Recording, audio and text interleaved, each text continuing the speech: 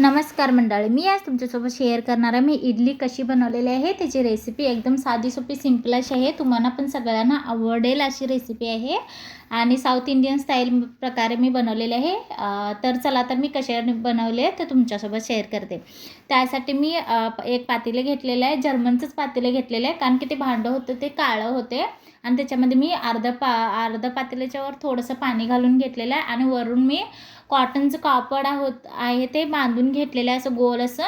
आणि त्याच्यावर मी इडलीचं तयार पीठ आणलेलं डीमार्टमधून आणि इडली डोसाचं जे पीठ मिळते ना डीमार्टमध्ये मी ते आणलेलं आहे आणि त्याच्यामध्ये मी थोडंसं मीठ घातलेलं आहे। बाकीचं मी त्याच्यामध्ये सोडा बिडा काही वापरलेलं नाही, त्याच्यामध्ये ऑलरेडी असते। मग ते सगळं मी मिक्स करून घेतलेलं आहे चमच्याने आणि ते कॉटनचं कापड जे मी बांधून घेतलेलं ना त्याच्यावर मी 2 चमचे मी ते इडलीचं पीठ घालून घेतलेलं आहे आणि त्याच्यावर मी असं प्लेट झाकून ठेवलेलं आहे आणि एक 5 मिनिटं मी शिजवून घेतलेलं आहे। बारीकवर जरी शिजवलं तरी चालते, एक 5-6 मिनिटात तरी ती आपला इडली मस्तपैकी टम्प करून फुगून तयार असतो। बघा माझं मस्तपैकी इडली तयार झालेलं आहे आणि त्यानंतर त्याच्यावर आपण हे बघा असं मी दुसरं पण आणि इडली तयार झाल्यावर हाताने काढायचं नाही, हाताने काढलं तर चटका बसतो जोरात, म्हणून मी चमच्याचा वापर केलेला आहे। बघा असं मस्तपैकी माझी इडली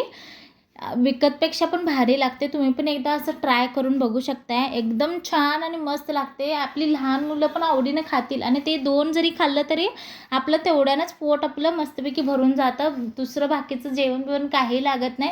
तुम्ही पण एकदा हे ट्राय करून बघू शकता कसं बनले ते आणि मला कमेंट बॉक्समध्ये सांगा। जर आवडलं असेल तर लाईक आणि सबस्क्राईब करायला विसरू नका। थँक्यू।